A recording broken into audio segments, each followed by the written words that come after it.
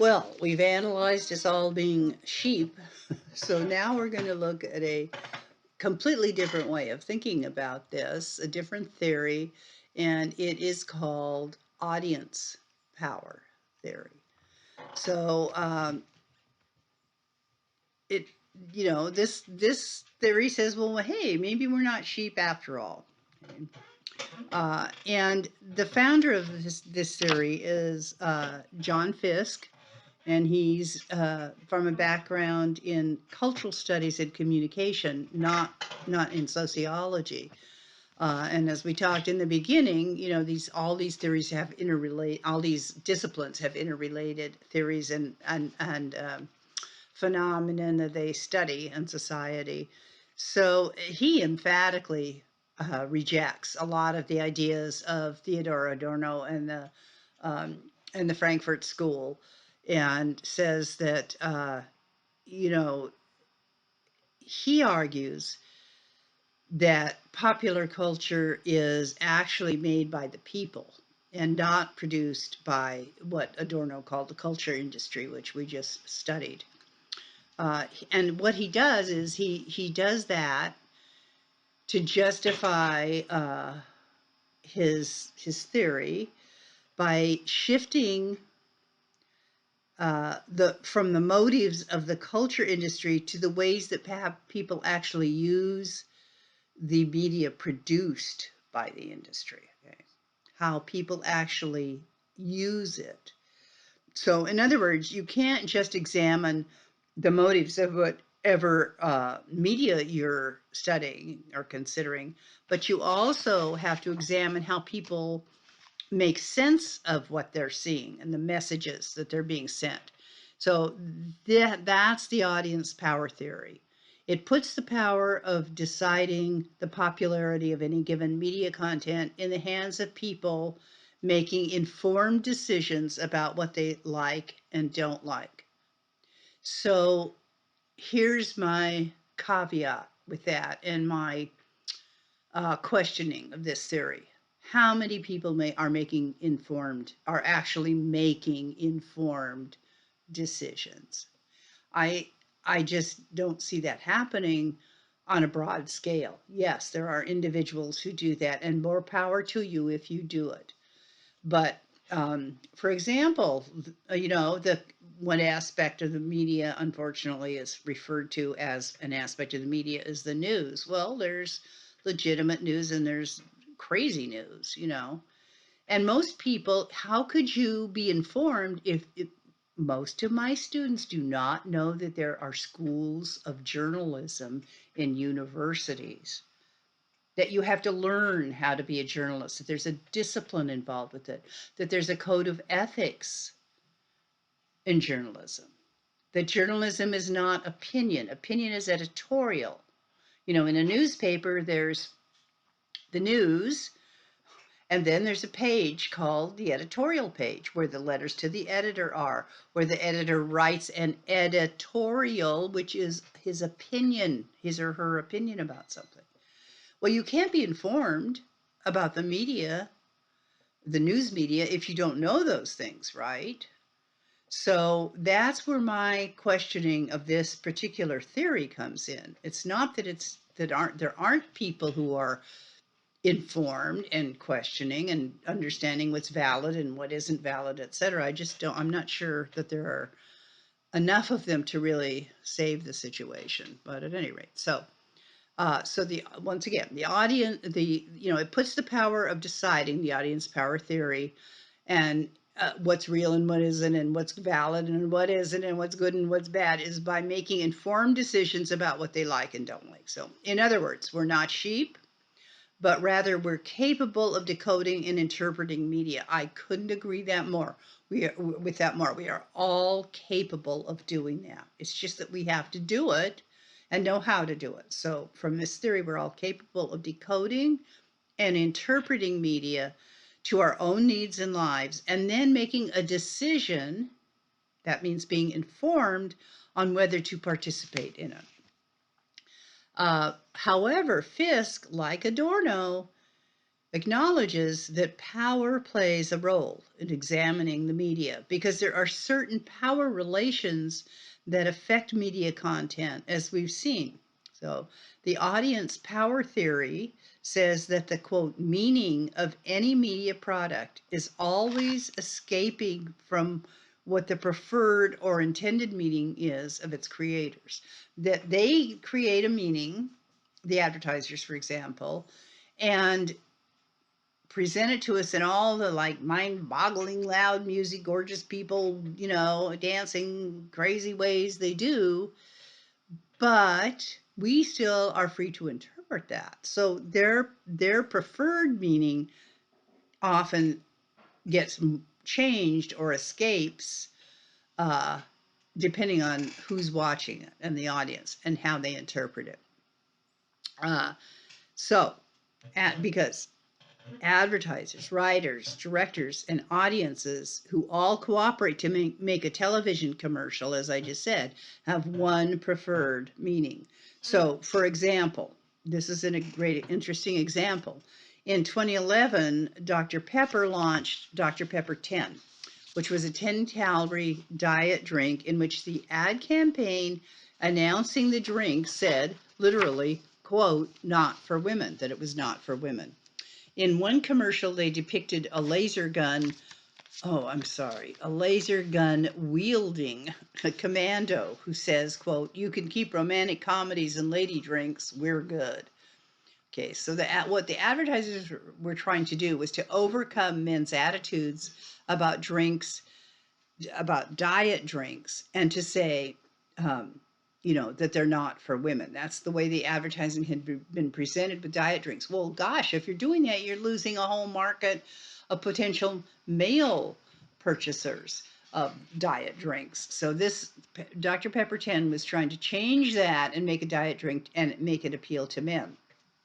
Okay, however, even simple or highly targeted ad campaigns like this one contains an overspill of meanings, which creates the possibility that for consumers to create their own alternative meanings. So how else could you read that ad? This drink is not for women. Okay. Well, for one thing, you could read it as a sexist one, attempting to reinforce rigid gender roles for both men and women. Or you could interpret it to mean that masculinity is so fragile that even taking a sip of a diet drink threatens it. Or maybe it's just making fun of men in general. The main problem with this theory, however, as I said, is that you have to think and not just unquestionably consume media. Okay. So where does the real control lie in the creation of media content? Where does it exist, the real control? Well, from a media power perspective, the media is a powerful cultural industry whose only concern is profit.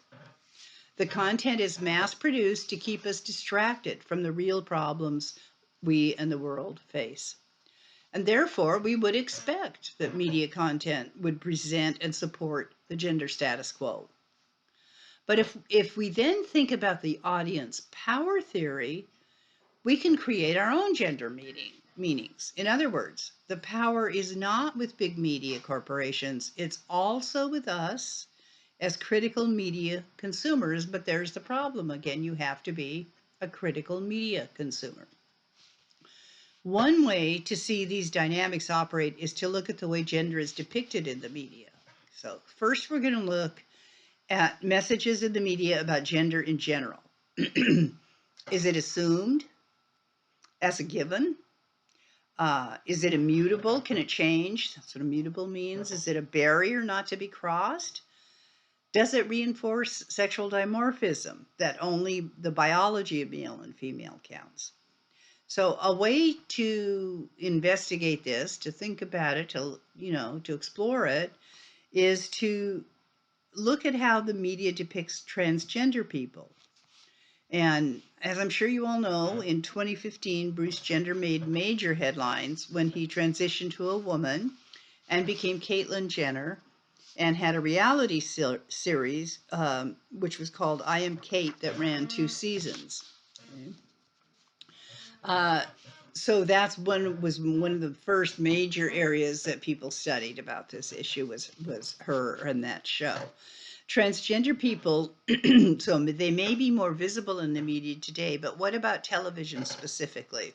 Well, of the 102 depictions of transgender people on television, 54% contain negative aspects. 35% ranged from problematic to good. Only 12% were considered groundbreaking, fair, and accurate. And on top of that, transgender people were depicted as villains 40% of the time. That's almost half.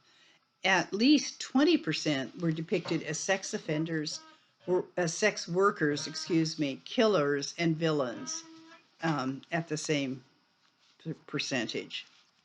So, what about body positivity, gender, and disability? How does that work in the media? Hashtag activism is an example that correlates with the audience power theory, where a group uses a hashtag to increase visibility and their power. So the one they're looking at here is the hashtag disabled and cute, which was started in 2017 by a 26-year-old journalist, Kia Brown, is an example of that. And when you combine disability with gender, new stereotypes appear. Because for women and girls with disabilities, it's difficult to fit into the dominant narratives about femininity and beauty, So these struggles suggest the limits of the love your body discourses and of post-feminism, which originated in the third wave. It's illustrated, the third wave of feminism, of course. It is illustrated by examples of, quote, typically heterosexual, white, middle class, female of achievement in male dominated workplaces. This is what we see so much. As in their ability to treat men as sexual objects. Well, that's not a great, you can do that still, post feminism, but not to the same extent as men do with women. And post-feminism, their greater freedom in respect to career choice, women's greater career choice in respect to career choice, parenting, and domesticity. Because what post-feminism did, it directs attention away, from collective struggles for social justice. And instead, it focuses on the capitalistic mode of feminism, which is an autonomous, self-reliant, and entrepreneurial woman. So the love your body discourse is really grounded in that kind of mindset. The idea that women's bodies have been broken and through love can be fixed. Unfortunately, what's left out of that love your body discourse is the sexism and ableism that's the root cause of the brokenness. And that's certainly true between many disabled girls and their bodies. So, what about the struggle over images? Images are so powerful. Once you see something, it's in your brain. Even if you're not terribly conscious of seeing it, it's there. There's been a lot of research done on that. So what happens is the images and stories begin to, okay, wait, we skipped one part here, because what's the struggle over images? If you look at the media power theory, most of the power of the media as an institution is its ability to create a particular vision of reality. So that's where those images and the importance of the images come in. Because the images and the stories begin to take on the force of reality. It's especially so true when we're seeing something in which the members of the group are not the ones we're familiar with in our everyday lives. So once again, transgender people, disabilities, etc.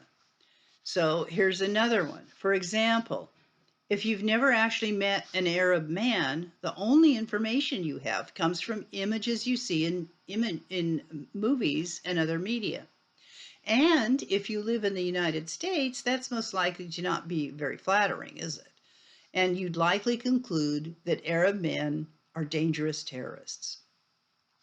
So let's look at some of these images that we see, these ideas we get about Arabs and Muslim people, harems and terrorists, right? Depictions of Arab Americans in the media. So most depictions of Arab American men are like the Homer Simpson depiction of what white working class men are like. In other words, completely inaccurate. A lot of research as it relates to gender focuses on identifying particular realities created by various media outlets. In the US, the media creates a view of Arab American men as extreme terrorists, as we just talked about. What's the images of Arab women in the Arab world? For a lot of Anglo-American worlds, they're seeing Arab women as exotic others, a strong division between the West and the Oriental world. But in Egyptian movies, the way Arabs view Arab women, women represent the values of the nation as a whole. So therefore, it's no surprise that Egyptians often refer to their nation as al-Dunya, mother of the world. The sexual permissiveness, you might imagine, of women from countries like the US and Israel is depicted in film in Arab countries as a contrast from Egyptian women, especially in Egyptian film. How are Black men? Race, gender, the local news. So beware Black men, race, gender, and the local news. So Arab women were just one example that shows how the media plays an important role in misconceptions. Oh, they're glamorous, they're in harems, they're sexy, they're whatever, you know. In this case, it's that Black men are a dangerous group. Now, although the media shows Black men robbing, raping, looting night after night on television, the truth is that being a Black man it's that being a Black man is most dangerous for them, for themselves, okay? The real consequence of these images results in the kinds of police violence against them, and of course against Black women too, because the media don't show stories about the high rates of heart disease among African American men. Let me tell you, theology textbook in the chapter on race, there was a very interesting research done on why Black men have the highest rates of heart disease in America. You know what the research showed? It was just the stress. Not just, but the main cause was the stress of being a Black man in America, living under 24/7 constant stress, pretty much. So the media doesn't show those stories about the high rates of heart disease. They're more likely to form chronic illnesses like cardiovascular disease, diabetes, and cancer than white men are.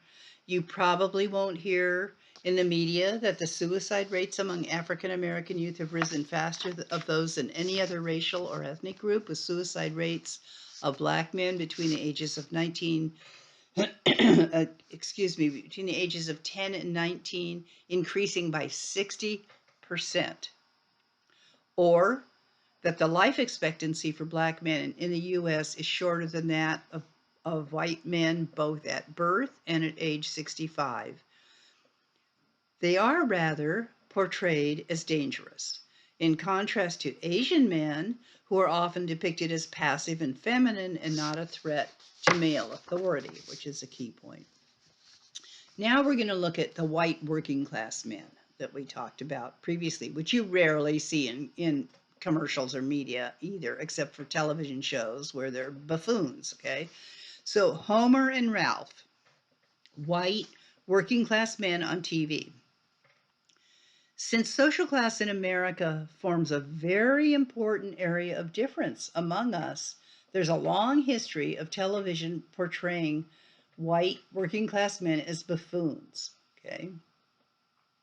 Uh, the definition of buffoon, if you're not familiar with that terminology, is a ludicrous figure, someone who's just silly, stupid, right? A clown. The second meaning is a gross and usually ill-educated or stupid person acting like a ridiculous buffoon. And it's another definition is a type presented as dumb, immature, irresponsible, and lacking in common sense. So, working class people of both genders rarely appear in television shows in general, just in general. When they do appear, they're almost universally depicted as fools and buffoons. So, Homer Simpson, in other words, we can laugh at them, but most likely, few men actually want to be them. Uh, they'd all be lost. All these depictions of white, lower class men as people who would be lost without their more mature, sensible, and responsible wives. Now, in contrast, the father figures in middle class situations, comedies, are wise, capable, and raise almost perfect children. If you look at the Brady Bunch, Growing Pains. So what happens is these shows, All in the Family's another one, these shows create a reality where working class men are seen as incompetent, while their professional counterparts are fulfilling their role as provider and father figure. And when we analyze how different groups are depicted in the media, we can see some of the important insights into the intersectionality of gender as well. Because to actually identify how men are depicted as a group or masculinity in general is very difficult because of the stark differences in the way they are presented. So the examples we just gave of buffoons show there's no single version of masculinity, but there are many specific and contradictory versions depending on one's social identity. What social class are you in? What racial or ethnic group do you belong to? And also, by looking through the lens of intersectionality, we can see the ways in which gender is used to enforce other types of inequality. In the case of the working class male buffoons and presenting them as inferior to the women in their lives, it's a demonstration that they're also inferior to people in the middle and upper classes, males, who are their counterparts, male counterparts. Counterparts as in there's both male, but completely different based on social class, as presented in these television shows. Now, we're going to look at Disney because we're going to now look at females, okay? So Disney, well, actually, we're going to look at both, but looking at things like Disney, Cinderella, and gender bent. So we know how people interpret media at a very, very young age, that how people interpret it starts really early. And it was when they did some research, it was found that even among first graders, boys and girls had internalized really different gender messages from Disney's Cinderella. So there's a theory or a research process called interpretive production. That means the way children are inventive and resourceful in the interpretation and formation of their social world. Once again, it's called interpretive reproduction. So you see something and you interpret it, and you interpret it in children in very inventive ways sometimes and resourceful ways in sometimes to work within their social world.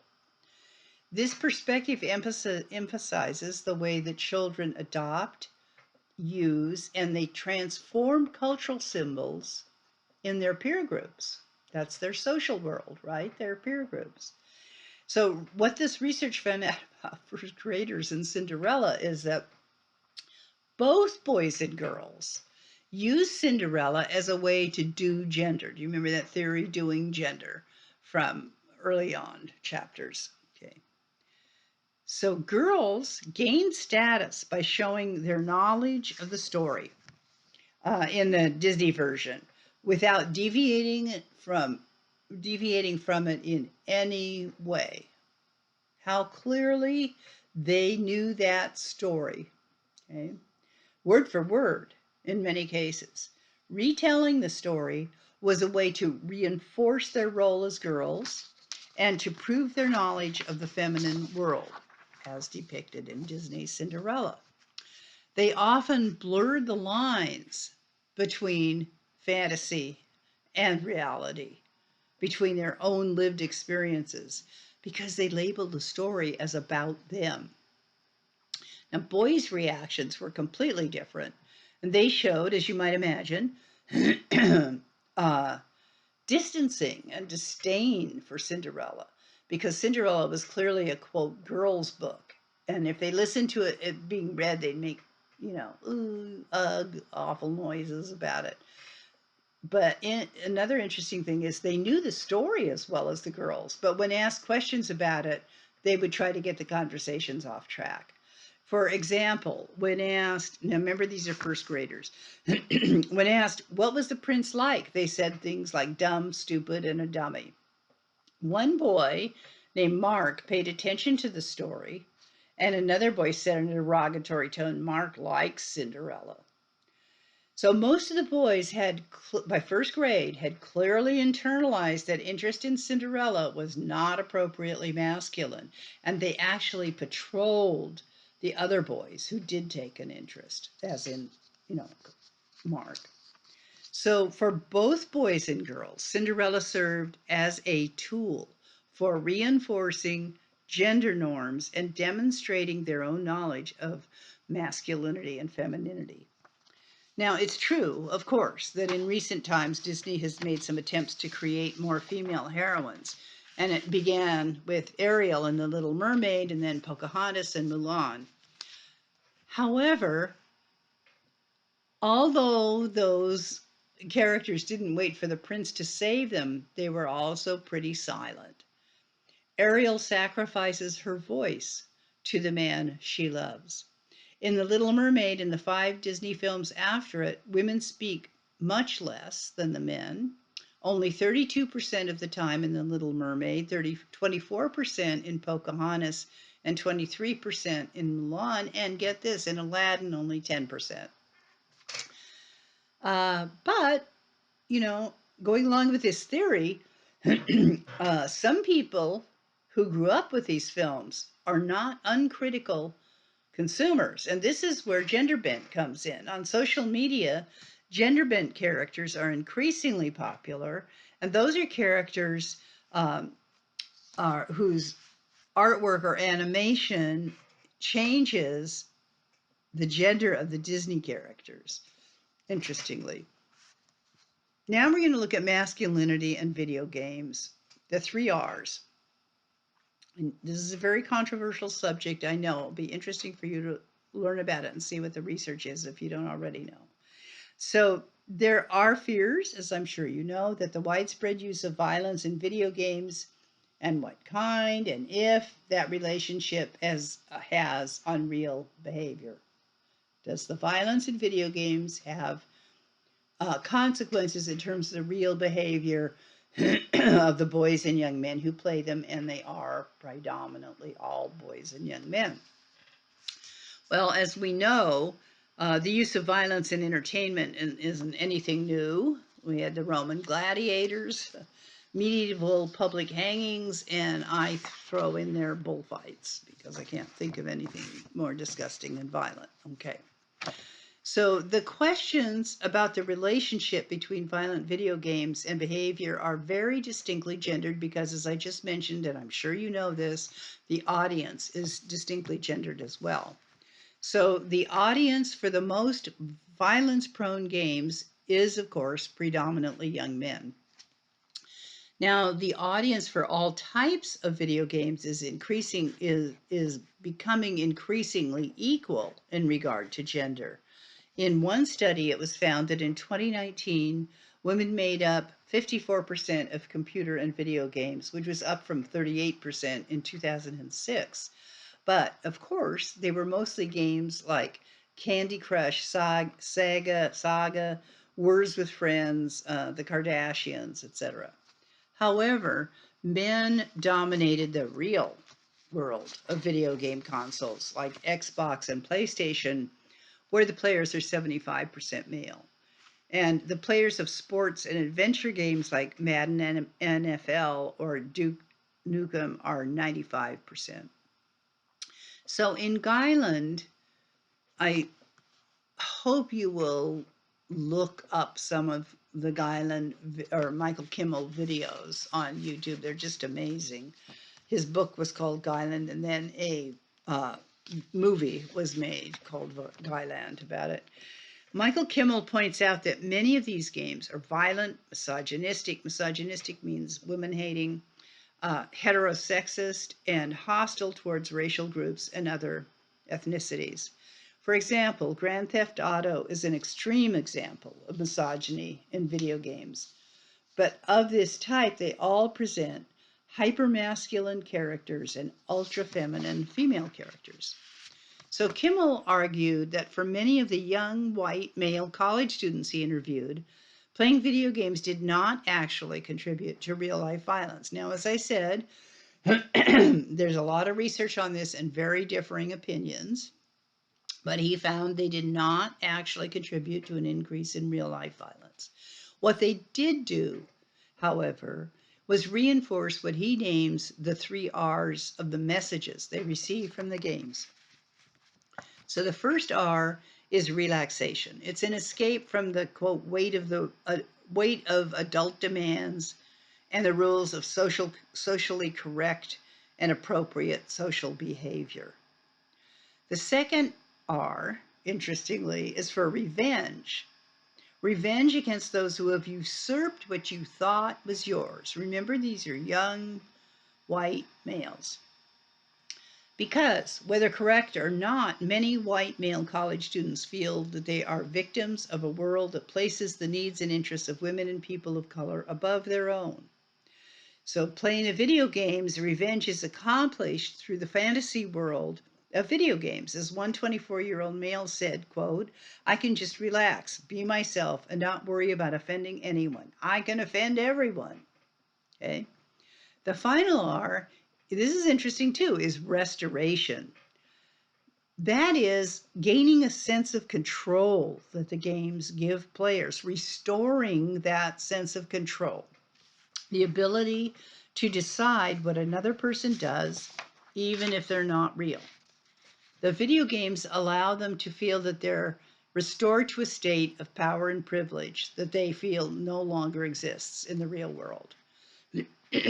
So the conclusion from this research is that video games are used to escape the real world as young men understand it. Because, here's some interesting things for you that hopefully will open your minds. Because although it's true that now women and minorities are closer to a level playing field, there still are considerable privileges with not being in either group, okay, a woman or a minority. Research on affirmative action does not support the idea that white men are the victims of discrimination because of preference policies, even though many people believe this, okay? And many people believe that affirmative action discriminates against whites, or that women get and receive a job promotion over an equally or more qualified men. Nope, research doesn't support that. However, research on reverse discrimination done by the U.S. Department of Labor found out of more than 3,000 cases, less than 2% actually were cases of reverse discrimination against white males. Out of 3,000 cases, less than 2%. Okay? In addition, most college scholarship money, 72%, still goes to white students. So, in conclusion, there's very little research that supports a causal connection between exposure to video games and real life violence and crime. But at most, some researchers suggest that children become agitated. So, the younger you are, of course, the more powerful these images and processes of playing the game is. So, at most, some researchers suggest that children become agitated and aggressive after playing video games, and that does also apply to some of the young men, college age men who are playing them, high school and college age men. So, this research actually supports the power audience approach in that the game's appeal is grounded in a particular historical and social context of the young white men's lives. Now we're going to look at leisure. Okay, the gender of leisure. So even leisure itself is gendered. Is it going to be video games or Disney movies, right? Let's look at the definition of leisure first. Defined by economists, it's the opposite of paid work. What we do with our time when we're not working at our jobs in the formal economy.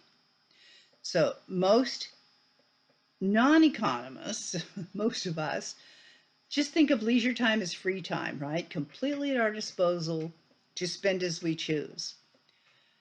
In a study of 10 countries, it was found that men and women living in Denmark and the Netherlands have by far more leisure time, averaging more than 40 hours a week each. In the US, men average only 30 hours, but there's a gap between men and women. For married men and women, the gap is 39 minutes. Italy had the greatest gender disparity. Italian men have 6.5 more hours of leisure a week than women do. But the most important gender differences were discovered when researchers took into account not just the amount of free time, but also the quality and character of leisure time. So pure leisure, there's different kinds of leisure. So pure leisure is like the name implies, activities with no secondary activities taking place. Contaminated leisure, isn't that a great term, is like the wife and mother who watches television while doing laundry. And this is where important gender differences emerge, as you might imagine, in leisure time. Because for men, more than 61% of their leisure time is pure leisure. For women, it's only about half or less of the time. So this means that men spend more than 24 hours during an average week in pure leisure activities compared to women's 21 hours. Now, what's harried leisure? Okay. Harried leisure occurs in short increments over a longer time. In other words, it takes, there's more time involved, but it's being constantly interrupted from whatever it is that's leisure. And it's very different from the leisure that happens in uninterrupted blocks of time in terms of how restful it is. Women's leisure is much more likely to be harried leisure and to be interrupted and for a much shorter period of time. What about adult leisure? That's spent only with other adults, in the company of other adults, and family leisure is spent with children. So again, there are significant major differences here with the family leisure, because parents with young children spend more time, both fathers and mothers, than anyone else with them. However, even given that, men still have more adult leisure time than women. In addition, the kinds of activities that the father engaged in were very different than those of mothers. More than half of the mothers were doing physical care, such as feeding, clothing, bathing, changing, taking care of injuries and ailments, while the father spent almost a third of their leisure time, 8 hours per week, that they spend in childcare is playing with their children, not doing the maintenance tasks that you do with children.